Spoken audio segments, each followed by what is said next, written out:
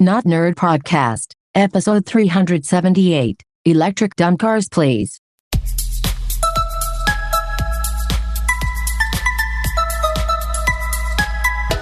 Welcome to the Not Nerd Podcast. I'm Nate Heath, and we are here to help you tech better. Here with me, as always, Mr. Dave Baylor.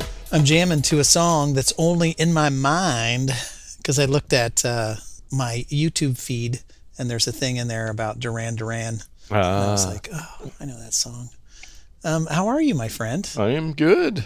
Yeah, and I know my video went wonky for... Just ignore the video. Listeners, ignore the video. Yeah, for all of those of you, Nate, who are out there watching, just ignore what you see. Yes.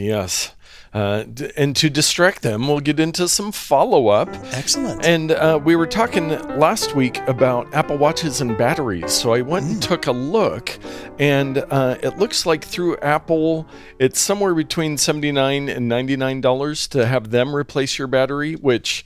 that makes it easy. I also went and looked at iFixit.com for theirs, and it is ranked difficult at 1 to 2 hours. To say the least. Yes, you have to pry the screen, you have to apply heat, do all this stuff. So I was actually talking to another friend. He asked me... he had gotten his wife an Apple Watch SE, and within the first month she had cracked the screen, so he was digging it out of a drawer to get it replaced for her birthday, and was asking me, and I did the same thing for that, and I said, well, maybe check the local iFixit. He's down near you in Sherwood, or, check with Apple, and I gave him the iFixit too, and I said, that one, it seemed like that was ranked or rated a little easier, but still, Here's the thing.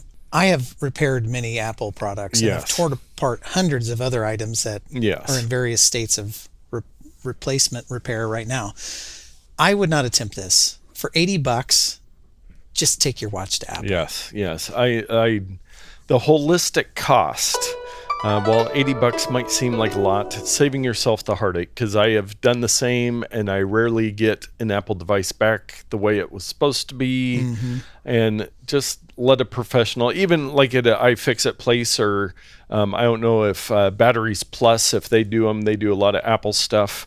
They do it all the time, so they have the repetition. If the first time you do something is usually not the best time, I'll just put that out there. So that would be my recommendation on that. But I'll have links in the show notes where you can go see how much it would, if you have an older Apple Watch and the battery isn't where it should be, and you're not looking to upgrade the watch, maybe a battery replacement will help you out. Yeah, and when you posted that on the notes, it sent me into a short spiral into searching for used Apple Watches that may have bad batteries. And I was like, maybe I could get a steal and spend another $80 and get a newer watch for a lesser price, but I wasn't very successful. Again, the holistic cost. Yeah. Yes. So we were also talking last week about the Wall Street Journal story, and the one lady who was upset with Apple with the shoulder surfing on getting somebody's passcode and then taking their phone and wreaking havoc on their lives. And I saw an article, and hopefully you have an ad blocker for this site, because it is horrible, but... I do. Yes, cultofmac.com, and they have a kind of a workaround, which I'm guessing with the press that those stories got, that Apple is quickly working on a better situation for this. But this, through the screen time settings, kind of the parental control type stuff, you can add a passcode to your iCloud settings. Yes, you can. But people who do this are probably going to use the exact same passcode they use to get into their phone. True. So they can remember it. Yeah. So, and I heard somebody talking on a podcast, they're like, just treat your phone like you do an ATM when you used to use those, and you'd make sure nobody was around, and you'd shield up, and people would put up umbrellas and everything so nobody saw their PIN code for their ATM. It's like, it's just a good reminder that your iPhone has a lot of stuff on it that other people shouldn't have access to. So just be a little mindful of what you're doing when you're unlocking your phone and what you're doing with it. And you might even have a coworker who will watch to see what your PIN code is, and then when you go to leave the room, will unlock it and do a bunch of prankster stuff on your phone. Yes. Not that I've ever had anybody at work do that before. Yeah. Yes, indeed. So that's another one, is avoid the pranks, avoid the financial ruin. Those are equally important. Of course. Be mindful of your passcode. But so if you really want a weird workaround, you can check out that article.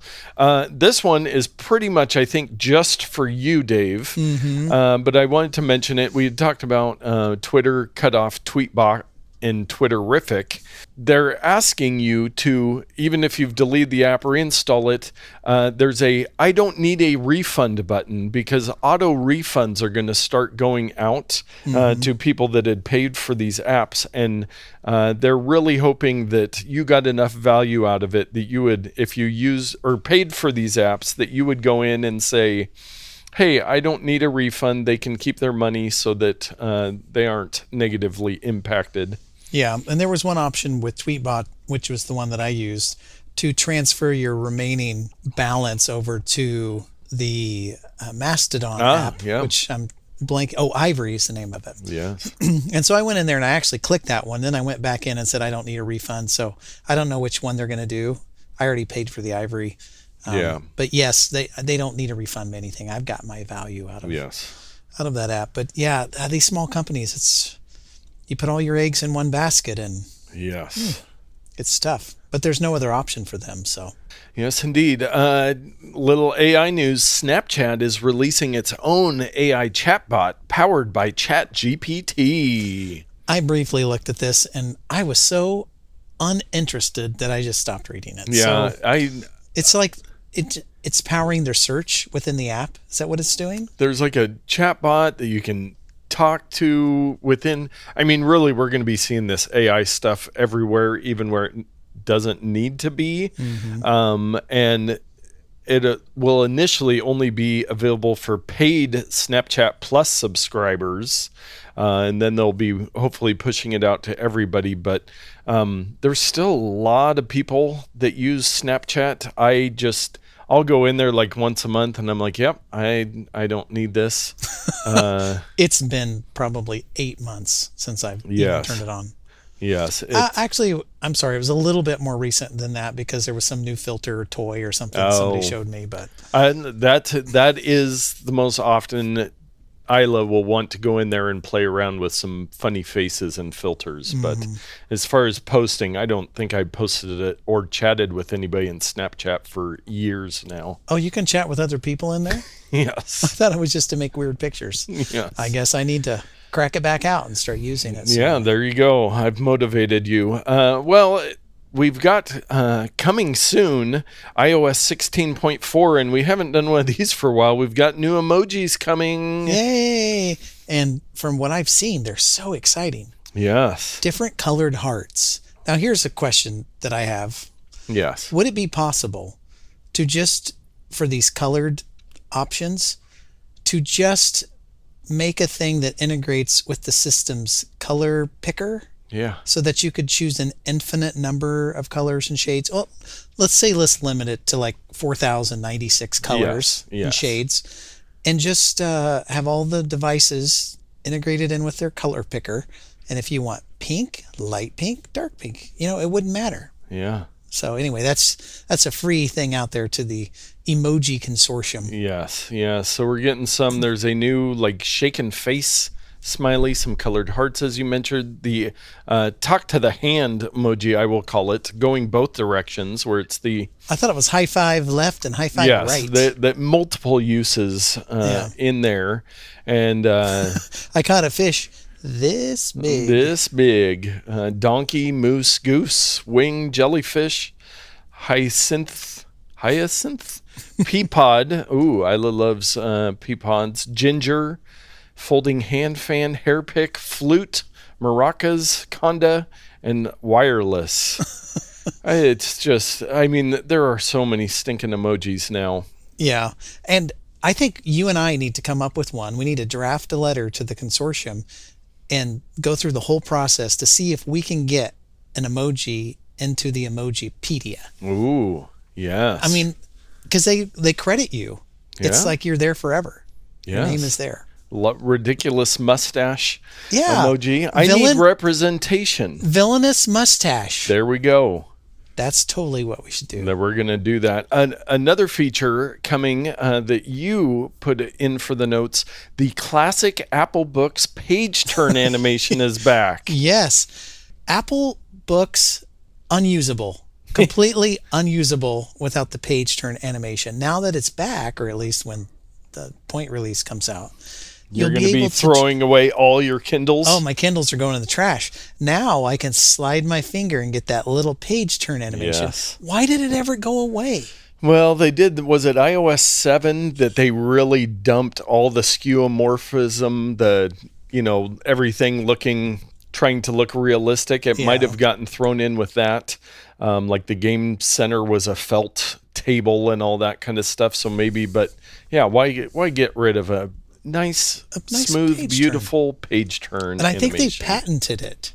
Wow. Like Apple invented and patented the process to make it. So yeah, you got to use it. Totally. Use it or lose it. Maybe that's why they're doing it. Yeah. You know what else you need to use or lose? Dave's Pro Tip of the Week. Nate, you're going to like this one, I think. Yeah. So this is one, it's so close to other tips that we've had, but it fits right in between a few things. And so I'm talking about apps on your device and Siri. We've talked before, you can launch hey, turn on the flashlight with Siri, or you can say, remind me to do this, or blah, blah, blah. Well, there's one other feature with Siri that had me taken back a little bit of how useful this could become. And I've not tried it out a bunch, but it may be something that I'll try to do more of in the future. Let's say, now I use a third-party mail application called Spark, but let's say you're in your mail application, maybe you use the Apple one, maybe you use a third party, and you go into a message. Let's see, I have one here regarding a coffee order deadline, and I have it on my screen. It's a work email. I'm going to press the side button to enable Siri, and I'm going to say a few things. So listen to this. Remind me in 30 minutes of this. And what it did is it created a reminder with a link back to this email message that will appear in my reminder list, so I can tap it and it'll take me back to this message. Or in 30 minutes, it's going to alert me. I tap the alert and it'll take me probably to reminders, but it'll take me to the message.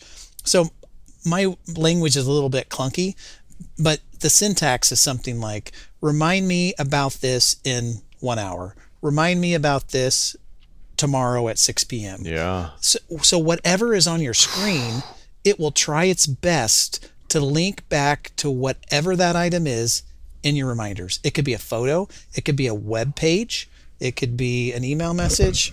I probably could work with a song. So anything that has a linkable appendage that can be put into messages, that can be put into reminders, should work. And actually, let me try the messages. I'm going to go to the latest message that you sent me. Oh, Nate, that was abhorrent what you said. Wow. So terrible. Remind me about this in 10 minutes. And it has Nate Heath today at 6:59, which is 10 minutes from now. And it's putting it on my list. And it put a little reminder bubble in my reminder list so that when I tap it, it takes me right back to the text message. This is huge. My whole thing where I was just waiting to be able to mark messages as unread so I could remember about them later. Yeah, now you can just set up a reminder that goes right back to the message. And how many times I use previous pick of the week Captio to whatever I'm doing, send myself an email, but then in my email they all just show up as from Captio, so then I never go back to them or can't remember which thing it was. Yeah, you could be right on that message. I've got to start. Now this also remind me of this feature tomorrow morning. Are you going to give me a raise because of this? Yes, you are getting. I will move you up to 3% of our Amazon affiliate. A little peek behind the window. 3% of our Amazon affiliate earnings. I will now be giving to you. Where am I going to spend that 8 cents? I don't know.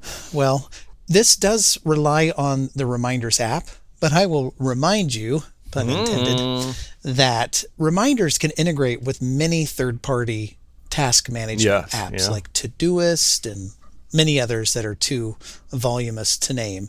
So even if you don't use the Reminders app, there are calendars and to-do apps that do use reminders as part of their integration. So anyway, this could be big. Yes. This could be a big thing.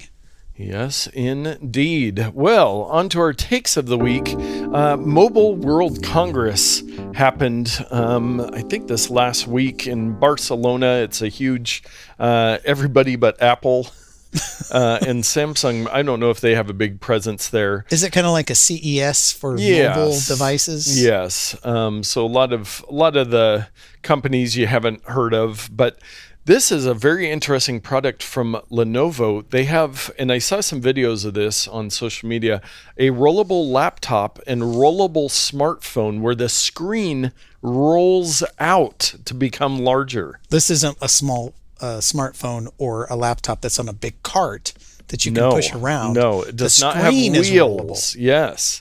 So, and they have some animations on the link here, but it scrolls vertically and the page just starts growing.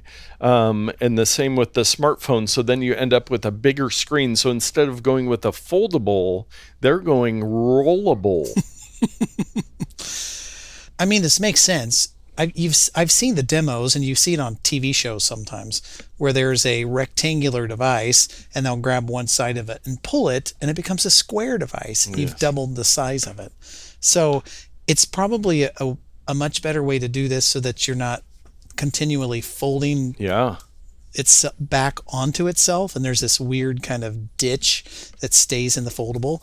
I can see this keeping the screen nice and tight where it looks like it's a continuous screen. Yeah. So very cool. Yeah. So we'll see that. It was the first time they've been talking about this for a while, and I think there's a rollable TV. Yes, we've seen those. some of this stuff. So this was kind of the first time that it was shown off in real life. But I think there's some interesting implications that could come out of that we'll see when they come out and how well they work and all that stuff. But very interesting new products coming from Lenovo. Does it run Ventura? It does not. No Mac OS on there. So. Shoot. And speaking of Windows 11, okay, you can now kind of sync iMessage with your Windows 11 computer. How does this work? I did not look into this. So, and I had seen this on Windows computers in the past where they have like a phone sync feature. Mm-hmm. So you can pair your phone with your Windows 11 computer. The only problem is it does not work for group messages or sending media. So you'll get the notifications. You can send a text message, but no group message. I mean, that's a deal breaker. I was like, oh, well, that could be real nice. And then I saw that and I go, that really hobbles your... It's just kind of it must capture the SMS portion. Yeah. And then use that. Yeah, so if you have a Windows 11 computer, it's going to be rolling out and you can link your phone. But I had seen in the past a phone link, and I'm not sure what all features it had before. Maybe it was just for syncing or backing up or some notifications, but that's expanding. Now remind me, can you or can you not get to your messages at iCloud.com? No, you cannot. You cannot, because they're encrypted or whatever. Yes, so that does not work. Interesting. Yeah. This one, if this isn't dystopian, I don't know what is. Ford applies to patent self-repossessing cars that can drive themselves away. Yeah, this is a little... This maybe has gone a little too far. Imagine this. You lease a car for... It's easy for you to say. You lease a car from Ford and you're late on the payment. And you wake up one morning and your car's just gone. It's driven away in the middle of the night. Yeah. So, I mean, could this not be easily prevented by putting a barrier like on your driveway so that the backup sensors won't, like some cones or something? Yeah, you would think there'd be some way. Or does it do it when you're driving? In the patent here looking at It'll sense if there's a closed garage. So maybe if you have a smart garage door, it'll just open the garage. And then there's something about police authority. So yeah, if the police want to talk to you, you hop in your car and it just takes over and drives you to the police station. I don't know about all this stuff. I don't like this either. Can we not have electric cars that are also not smart cars? You know what I mean? Yeah. Have you noticed this trend that every electric vehicle also has to have all this internet connected garbage? Yeah. It's not necessary. Can we just put a battery in a conventional car, put a computer in it, and be done with it? We don't need to be phoning home to Detroit or wherever. Electric dumb cars, please. Yeah, that's what I want. There we go. Well, let's patent that. Let's get that URL right now. electricdumbcars.com. There we go. Don't tempt me. Don't tempt me. I need to pare down my domain name registrations. Also, just all the positivity coming here. JPMorgan Chase requires tech workers give 6 months notice before quitting. What are they going to do to them? I don't know if it's contract binding. Like, that is just a ridiculous amount of time. And if they were going to lay you off, well, maybe they do give 6 month severance packages. Well, see, that's the thing. We don't know, but typically it would be, oh, thank you for working for us. Grab this box, load your stuff. You're gone today.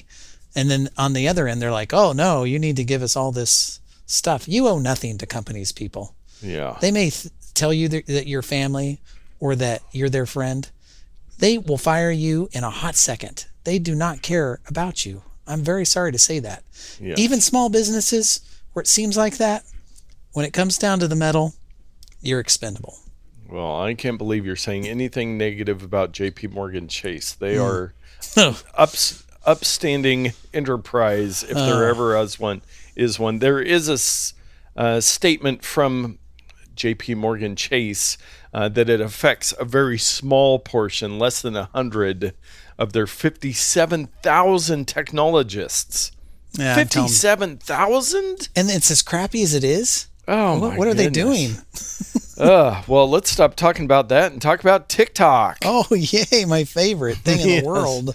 Yes, well, they are adding some new features for teens and families, one of them being a 60-minute daily screen time limit for accounts below 18. Look at this crazy video for people who are under 18. Yes, Look at that. Yes. Oh, that voice, I just want to punch it.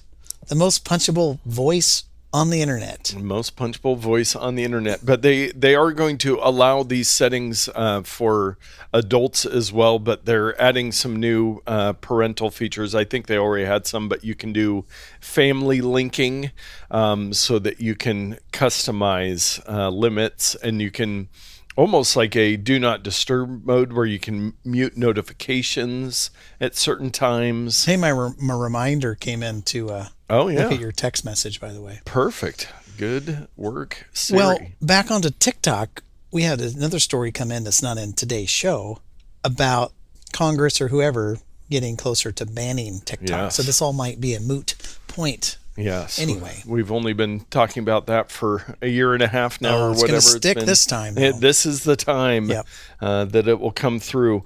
Well, security and privacy story. BetterHelp, which is a online counseling company, they shared customer data while promising it was private, says the FTC. And I wonder how many other companies out there who have all these rhetoric about your stuff is safe and with us, and we would never just turn right around and someone says, hey, we'd love to give you $1 million for that list of information. And then they're like, it's fine. I'll be out of this company in 6 months anyway, so why not? Yes. It's given me pause about setting up random accounts. Like there'll be a new service like, hey, help get your finances on track, or hey, there's a new weight loss program app or whatever. I mean, you can pretty much be guaranteed that every single one of those companies is selling your data. Even if it's like health data or financial data, they're just selling it. Yep. Always a good reminder that if you're not paying for the product, you are the product. They are paying, someone's paying for you. Yep. By doing that. So it says, according to the regulator, the sign-up process for the company service promised consumers that it would not use or disclose their personal health data except for limited purposes. However, the FTC alleges that the company instead used and revealed consumers' email addresses, IP addresses, and health questionnaire information to Facebook, Snapchat, Criteo, and Pinterest for advertising purposes. This just in.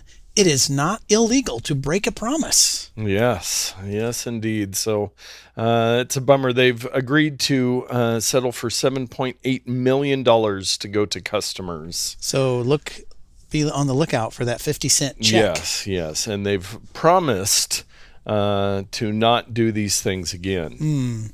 I believe them. Yes. I will briefly mention that LastPass kind of came out with what I'm guessing will be maybe a final report on their breach that we've been talking about and everything. Now, I will say this. I firmly believe that there is no safer time than now to use LastPass because of all this. Now, whether or not you want to believe in LastPass, but they just had this long blog post with a bunch of details, what they've done to secure things. But on the heels of that, Bitwarden, your previous pick of the week, and my current password manager just passed its annual security audit with flying colors. Good for them. Yeah. You know, there's something that goes on when transparency is involved. When other people are allowed to look at what you're doing and to audit your code. I mean, there are advantages to this. Yes. And I will say, I was listening to This Week in Tech. I think it was last week's This Week in Tech. They were talking about this. Last week's in tech. Yeah. A month ago in tech, which, Yes. you know, I'd still watch it. But anyway, they were talking about how this was very targeted for LastPass. It wasn't just, we're just going to do bad password management. It was a couple very specific things, probably from an inside source, that led to the bad guys getting in. Yeah. So I feel a little bit more confident now that I know that, you know, I mean, it's impossible if someone has the keys and they like give it to a bad guy. Yeah. I mean, what are you going to do? Yes. So as with all things, your weakest security thing involves people. Anything that involves a person. I'll give you a slight example. I kept neglecting to pay this medical bill thing. I had my eyes checked at this special place like a year ago. And, you know, don't pay us now. We'll have insurance do this. And, you know, and it's double by the time insurance goes through because they're like, you actually owe us more or whatever. Anyway, the reason I waited so long to pay this thing, the only options to pay were to write in your credit card number and put a stamp on it and mail it, which is the most insecure thing on the planet. Or what was your other option? There was no other option. You couldn't pay online. What? You could write a check and send it to the same address. Oh my It's goodness. 2023. And so my point being, I would rather drive back to the place, which I did, give them my credit card, they scan it through their little machine, hand me back the card. That is more secure than my printed credit card number being scanned, filed, left on a desk for anybody to see. I couldn't believe that was still an option. Yeah. Why is this an option? I don't know. That is ridiculous. That is ridiculous. Security, people. Well, Come on. Our takes were, a majority of them were not the most positive things. So I'm giving us a triple drop of bonus odd takes this week. 3 quick things on social media that I found this week that I want to share. The first one is an Instagram video entitled "The Office is Pam," and it is an AI video, a deep fake of all of the Office characters, or most of the Office characters, all imposed on Pam's face. And just amusing if you're a fan of The Office, as I know many of you are. It's like 9 different people. Yes. Yes. But you can tell who the person who's merged onto Pam's face is. Yes. Very strange. Yes. Very and strange. so you can go to his account, I am Deepfaker. He has a bunch of other Office ones and then other various deepfake stuffs, but a lot of different Office stuff that he's played around with. So that's fun. So what if I am attracted to Jim Pam merge? What does that say about me? I am not one to judge. Okay. If you like Jim Pam, you can like Jim Pam. Just let your wife know about it. Okay. The second one, also AI induced, is an Instagram account called Creepmart. And the description says, welcome to Creepmart, open 24/7. Nothing is real. Nothing is for sale. AI generated stuff and things. So it's all these AI generated creepy little toy characters. Some of them are adorable, but somebody just having fun creating. He's got 8,000 followers on that one. 89 posts. I am Deepfaker has over 53,000 followers. So 2 fun little accounts there. And then our third bonus odd take, I found this one. Somebody posted, I believe on Twitter, and they said, the government's trying to get rid of TikTok, but I don't think they're aware of this account. And it is called Unclogging _drains and has 1.7 million followers. But all it is videos of people unclogging drains, and I cannot stop watching it. It is Really? so satisfying. Like big road drains that, the whole road's flooded. The guy comes in with the rake and finally gets it going, just drains it all. Gutters, all kinds of different stuff. So if you need, and I have a link in the show notes, you don't have to have a TikTok account. You can just go watch videos. He's got one with 175,000 views. There's one on. There was a recent one. There's a subreddit on Reddit of people popping pimples. Oh, there is many. Derm Doctor, that's a bonus odd take. Derm Doctor Yikes. is the most mesmerizing, manicured, tan dermatologist who just does reaction videos to various. So he watches them and goes, oh. He rates them. He tells the technique. He says what they're doing right, what they're doing wrong, how good it is. Stupid. The internet is a wonderful place.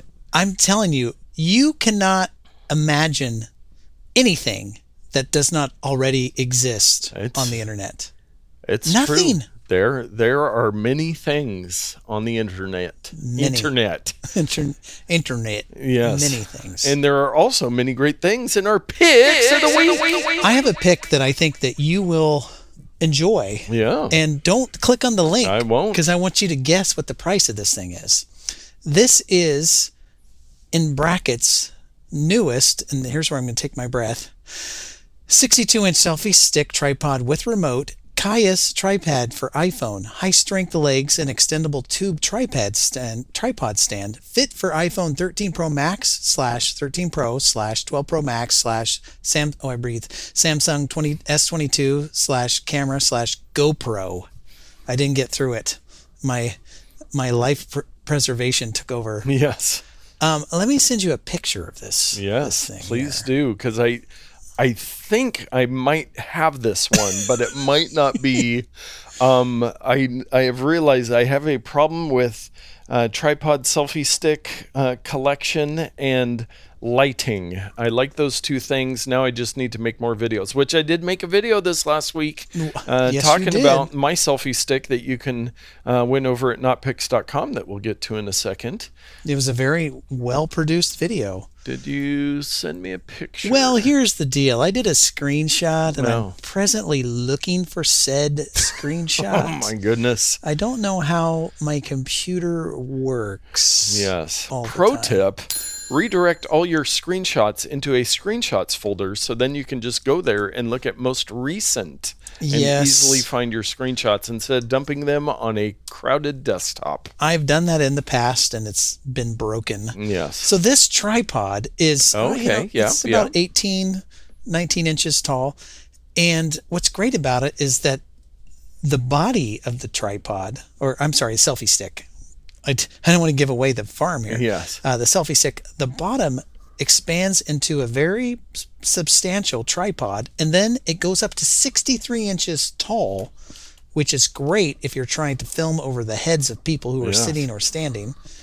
And there's also a remote control that you can use. Yeah. So, full disclosure, I purchased this. I used it one time, and then I decided, because of another purchase, to return this and buy a more significant, proper tripod that also can be used as a monopod. Oh, okay. And it's for travel. It's very light and small. And I'm like, I honestly think with my future pick of the week, this full-on tripod is going to be a better fit for you. But this is a good, better multifunction. So laying next to me on the ground is a very similar one. This is the A-Tube Tech. The only problem with this one is it doesn't have a tripod mount on the top like yours does, but a very similar product. And this one has the integrated Bluetooth remote. But Dave, I'm going to say on that one, you spent $17.99. Very close. I spent $19.99. This full price is $29.99, but there's a coupon that you click to get an instant $10 off. Yes. My guess is it's always $10 off. It's a price anchoring thing. And for $20, I would say this is a great product for a selfie stick for your smartphone. Yeah. Maybe a GoPro. Anything heavier than that, it's not going to work well. It's either going to tall heights. It's either going to compress it down because of the weight, or it's going to be really flimsy. Because once you get up way high, that the bar is very, very chintzy. But for a phone, it's great. Yeah. And I will say that the not integrated, but the phone clip that comes with it is very well made. You kind of pinch it and it goes up. You put your phone in there and you let go. And it even has the ability so that you can mount it with the side of the clasp. It's got kind of like our glyph where there's multiple anchor points. Oh, cool. So, I mean, it was a legit product. Even that clip alone is probably worth $10. Yes. So if you're looking for a selfie stick, I did return this one, but not because it was bad. It's because I applied that $20 to a much more expensive tripod. Yes. So the difference between this one and the one that we given away on Notpicks right now is that one only goes up to, I think, like 18 inches. This one goes to 62 inches. So that's a good height for something this portable. It's going to be hard to find a true tripod that's this portable. Yeah. And I looked at the ones that you'd recommended, linked to, etc., and they were just a little too small for me. So I wanted one that could stand on the floor and go up to the height of my face. I'm seeing how many tripods I have in arm's distance here. I've got 1, 2, 3, 4, 5. Why so many? Well, they all serve different purposes. Of course they do. But tripods are great. Get yourself a tripod. Get yourself a selfie stick. How many cameras do you have to put on them? Just one camera? I've got a few things around here that I can use.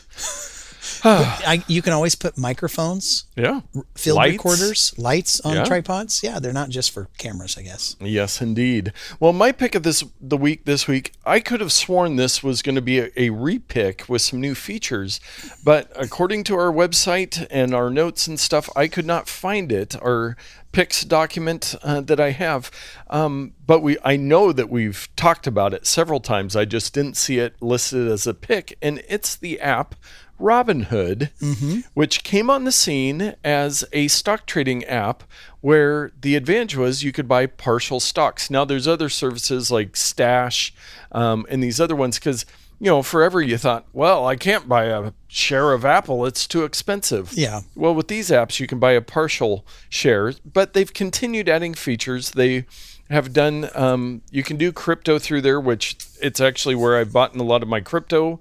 That I would not recommend these days. Crypto is, well, it's coming back a little bit. But anyways, that's crypto not what is Ripto. Yes, not what I'm here to tell you about.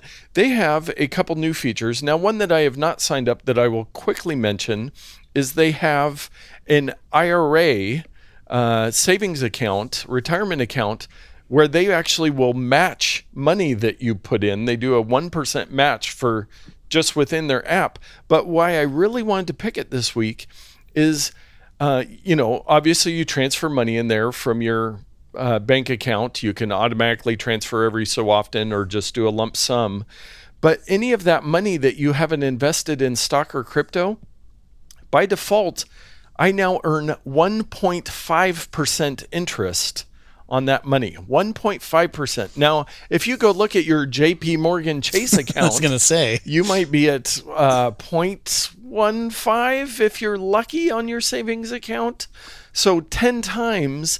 And then if you had enough money in there that it would be worth it, you can pay, I think it's $5 a month, and you'll get 4.15% interest on your money. So you pay money to get more interest on your money. Interest. So that's why you'd want to have a lot of money making more than $5 a month. You need to do the math to make sure that is worth it. Now, Nate, you may or may not know this answer, but is the money that you put in there FDIC insured? I went and checked that today because I wasn't positive on that. And it is, they're offloading the money to FDI insured banks. Okay. So they do say that the interest rate might change, but if you've got some money to save, or if you want to play around with stocks or crypto or any of that stuff, but earning 1.5% on your money. So I've actually moved some of my business savings over into my Robinhood account because I'm getting less than, I think I do get 0.1% or something on my business savings account through a credit union of all places. So I wanted to share this, and I will put a link in the show notes. And if you use that link, you'll get some free stock when you sign up and connect your bank account. Very cool. Well, I've used both Robinhood and Stash, and have mainly been using Stash because in addition to picking individual funds, they have other, like Defense of America, and it's a blend of all the like Lockheed Martin and all these things, which is kind of neat because if you have a cause or an interest, you can invest in that idea. And also they have the IRA. They have custodial accounts, which is another reason I've used Stash. This is not a commercial for Stash. Yes. But one thing that Stash does not have that I have seen is an interest-bearing account. You can put money in your bank, but I'm not sure that it earns interest. So that's a pretty cool feature. Yes, indeed. So I'll have a link, and maybe I'll put a link as Stash in there because I think you get some free stock if you sign up with our link on that as well. But yeah, it's, make your money work for you. Now, it's not going to probably keep up with inflation, but that's for a whole nother podcast. Yeah. And if you want some free stuff, head over to notpicks.com, and I've extended the selfie stick tripod. Very punny there, my friend. Yes, giveaway, but head over there. We're adding more products. If you're shopping on Amazon, just go to notpicks.com, click that Amazon link real quick, redirects you in, gives us a little kickback for anything you buy. So I dare our listeners in Belgium to go to Notpicks and write a review. I dare you. Yes. We need the international. We have not yet received an internet, and I will, if you win, I will ship you that selfie stick. I'll do it all the way to Belgium. Even people in Belgium need selfie sticks. It's true. It is a fact. It's in the Bible, I think. somewhere in there. I'll have to look up the reference on that, and I'll try to put it in the show notes.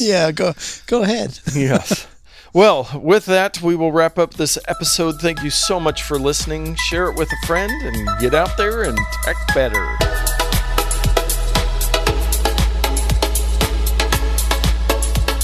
Shit looks continuous. I tried to get to the mute button. That was embarrassing. That's fine.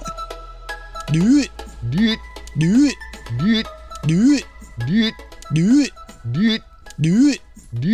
Hyacinth?